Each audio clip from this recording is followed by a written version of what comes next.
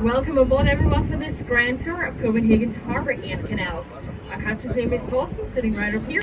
My name is Ida and I'm going to be your guide today. Up here to your right, we'll see Christiansborg Palace, the seat of the Danish Parliament.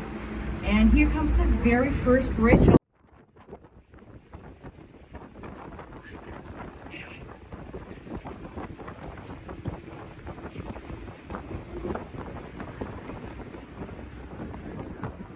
Here's to your left, you can now see Holmen's Church. This was originally an Engelbert, but it was converted into a church in the 17th century.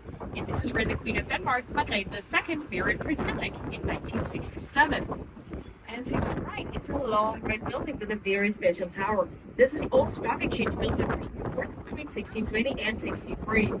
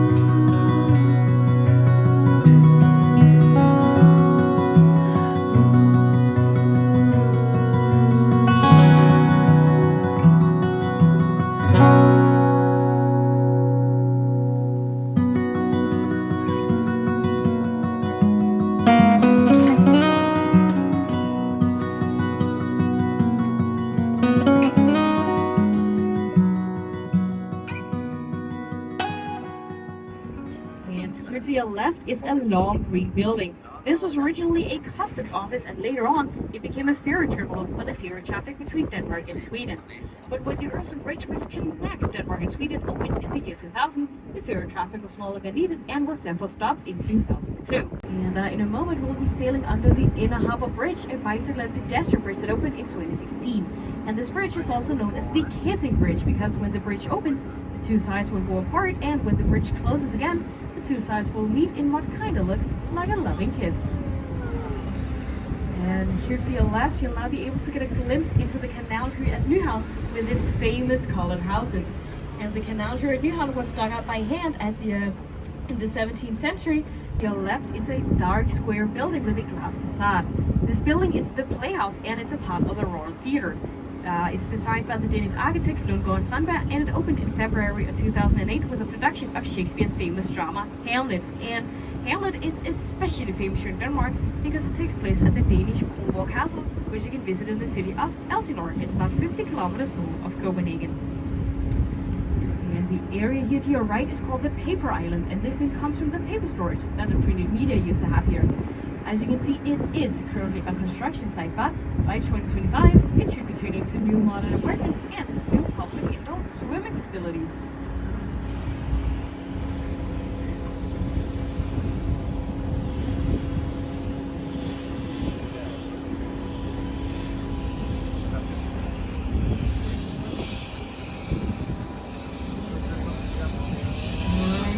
We're now going to sail into an area of Copenhagen called Holmen. Holmen consists of 5 artificial islands, and the oldest one dates back to around 1685.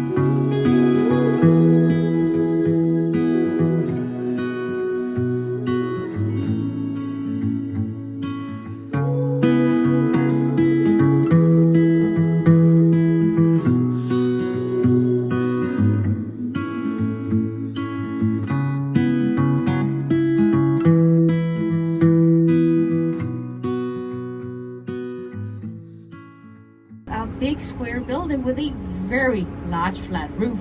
This building is the Copenhagen Opera House and it opened in 2005. It was a gift from the April Møller Foundation and is designed by the Danish architect Henning Larsen. There's 14 stories in here and 5 of them are actually below ground, and there's 2 auditoriums, and the main auditorium can seat an audience of up to 1,700 people.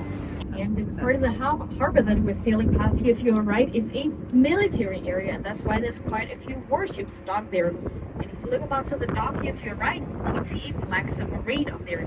This submarine is called the Seal, and it was one of the Danish defense's last submarines in operation. It's especially famous for participating in the war in Iraq in 2003, where it patrolled the waters around Iraq and helped to impose the weapons embargo against the country.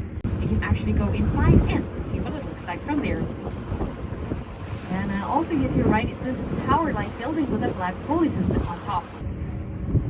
Here to your right, we're now going to sail past a very beautiful white and golden ship. And this is a royal yacht. It's called Canal, named after the Danish flag, and it was built right here in Holland in the 1930s. And this makes it the oldest royal yacht in the world.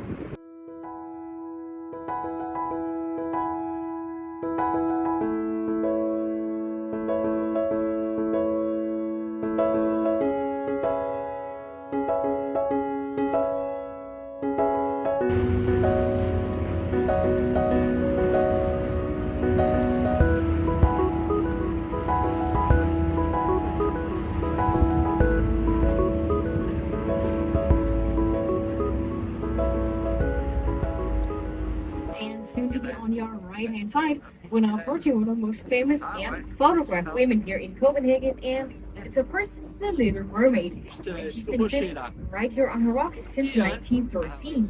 She was a gift from Carl Jacobsen, who owned the Carlsberg breweries, and he fell in love with the character of the Little Mermaid after seeing a ballet performance at the Royal Theatre. So he ordered the sculptor Edvard Eriksen to create a statue of her. And even though she's sitting here peacefully today, she's also been through some tough times in her life. Her head has been cut off twice, her arm has been sawn off once, and she's also been covered in paint several times.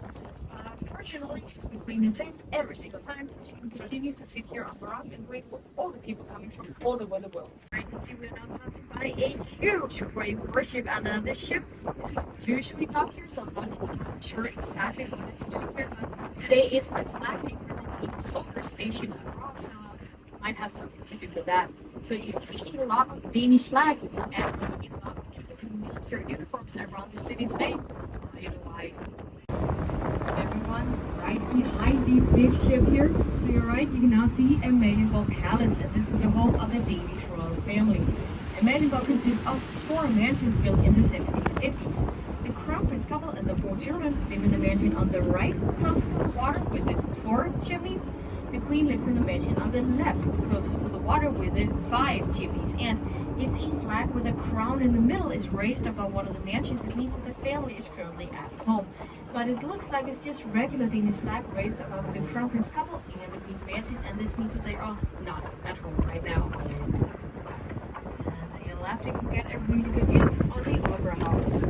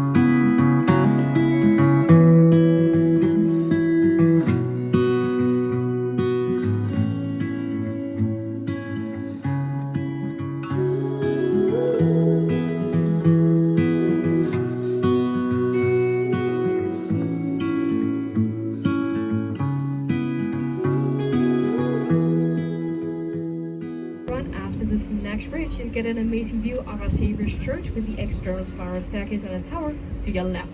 So if you want a really good photo of the church, please have your cameras ready for right after the bridge. But we do have to sit under the bridge first, so please remain seated, everyone, and I'll let you know so you can see the church. Be quick when taking your photo because there's a tree right in front of the church, and this tree is probably the most photographed tree in Copenhagen.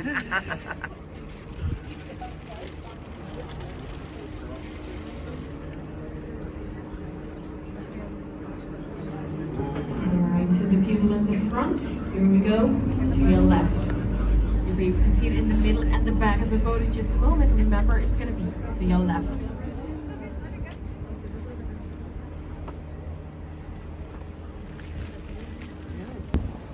Okay, hope everyone got a photo of the church and not the tree.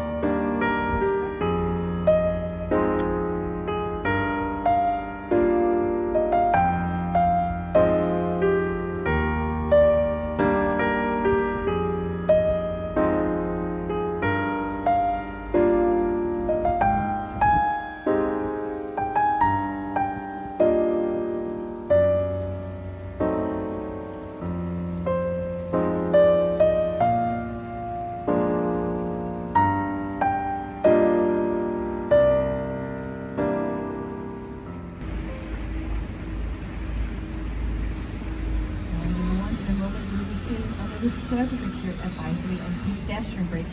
And the bridge is designed in circles in order to encourage people to stop and meet on the bridge instead of just using it to get from point A to point B. And please remain seated since this is a bridge. Thank you.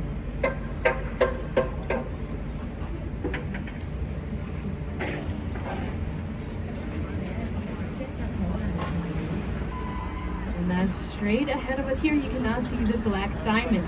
And this is in addition to the Royal Library from 1999. The building tilts 7 degrees out over the water, and when the sun hits the water in front of the building in just the right spot, it'll cause water to reflect back of it to the facade made of black marble and make it shimmer like little diamonds. Kind of shimmering down in this corner of the building where the water reflects back up into the facade.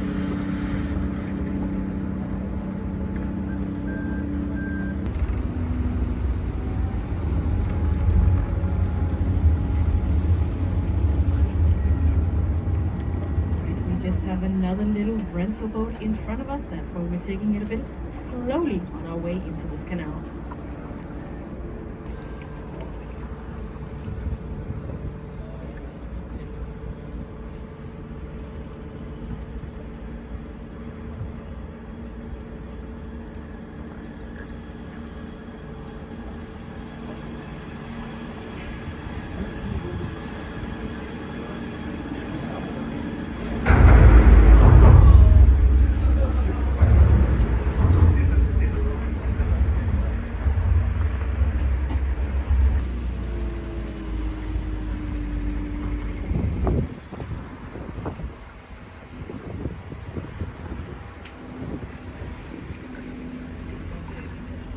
Big red brick building here to your right is Christian IV's brew house from 1618. And back when the brew house here was built, they couldn't drink the water because it was polluted with harmful bacteria and they didn't know how to clean it. And this meant that they had to drink something else instead. So soldiers received about 10 liters or 2.6 gallons of beer as part of their daily salary. And this had to cover not only their own needs but also those of their families, including their children. Here to your right, we're now passing by an old lighthouse ship. As you can see, it has a little lighthouse on top, and that's exactly what it used to be. But it doesn't function as a lighthouse anymore. It's been here since 1978, and today it's been turned into a private residence for a family.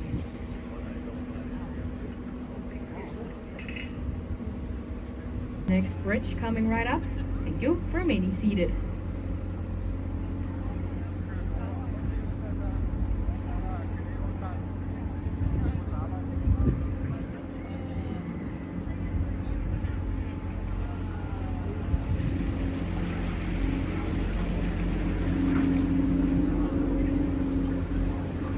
The bridge in front of us here is called the Marble Bridge, and together with the royal stables here to your right is the only part of the original Christiansborg Palace that didn't burn down in 1794. And the royal stables are still used as royal stables. They have about 20 horses up there, and they're taken on daily rides and carriage rides throughout the city, so they stay in shape and are ready for royal functions such as weddings and state visits. Alright everyone, here comes the Marble Bridge, so please remain seated. Thank you.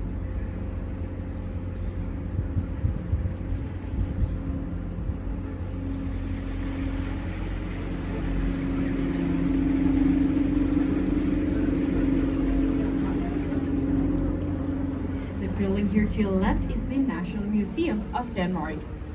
And the bridge in front of us is called the Storm Bridge, and it's the narrowest bridge on the tour. In fact, it's so narrow that the boat can only just about fit through it.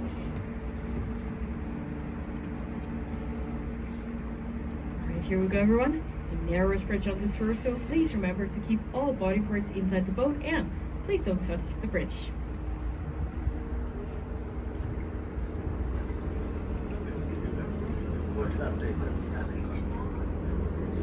And to the people in the back, please mind your hats because the boat will make a sharp turn right after the bridge, so you might get a little close to it.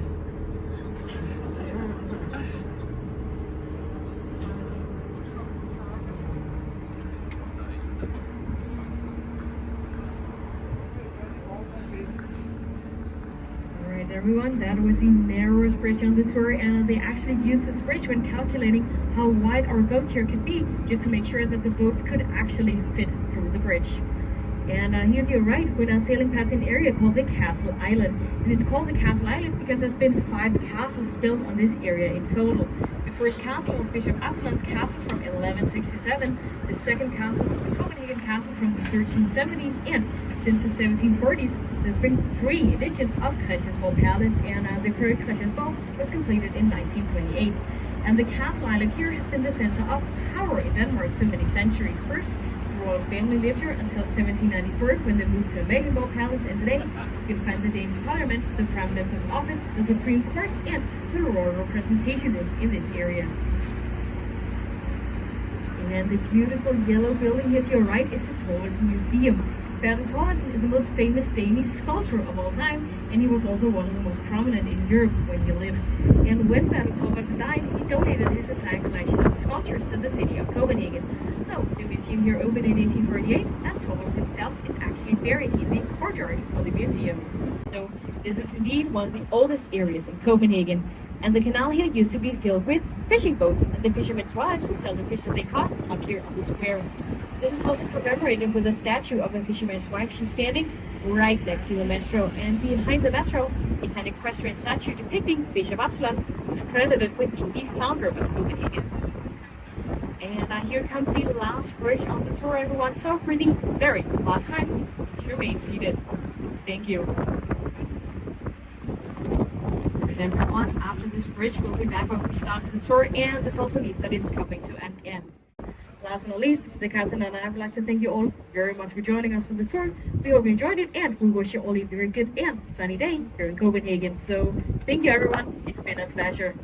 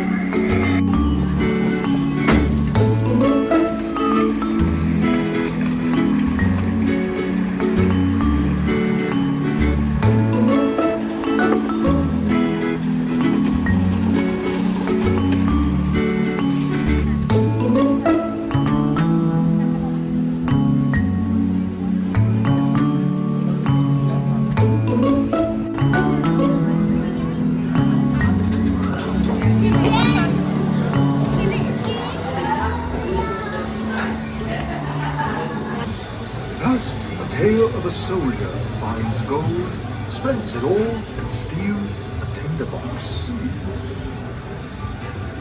Then falls in love with a princess and causes great trouble, helped by 3 big dogs, but gets to be king.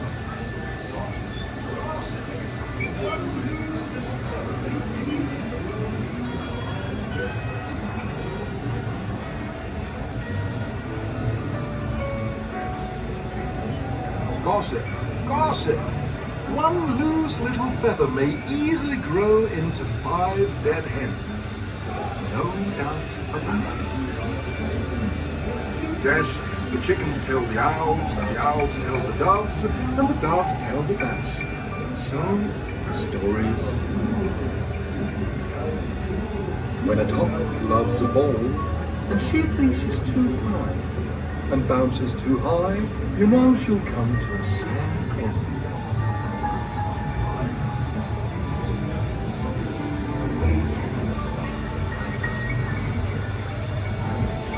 A lovely butterfly helps Thumbelina sail away from Mother Toad and her ugly son. Many adventures lie ahead. I know this. Left her beautiful undersea home to see the world. She came to love a human, and so made a bad bargain. You see, she loved a young man whose life she saved, and asked the witch for legs so she could be with him. But now we come to the story of the most steadfast tin soldier. This handsome tin soldier loved a ballerina. While the other toys played, he only looked at her. The soldier had a great adventure involving a paper boat, a sewer, a large rat, and a big fish. Through it all, he stood straight and tall, as a soldier should. And he flew away. All through the autumn and winter, he was lonely and sad.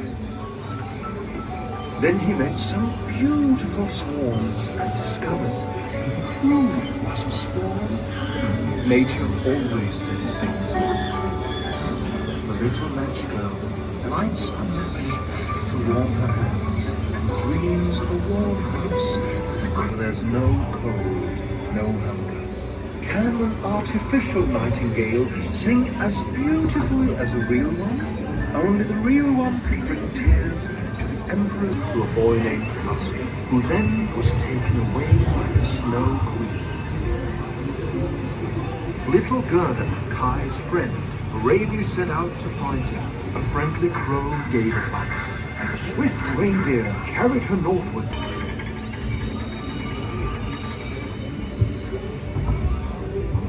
The shepherdess and the chimney sweep decided to run away from her disapproving grandfather. But the world is so big.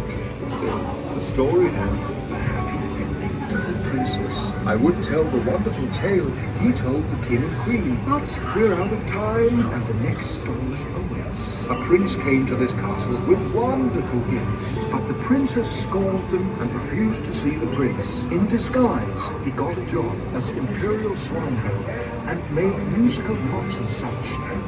But discovered by the emperor, they were banished. Out with you! Or prize his gifts. Then he left the princess and went home. How do you know when a young lady is a princess? Why, place a pea under 20 mattresses and 20 feather beds. If the lady says the bed was lovely, it's a true princess. Sometimes dead crows and billy goats will do the trick. Just ask Jack the Duck. Thank you for joining me.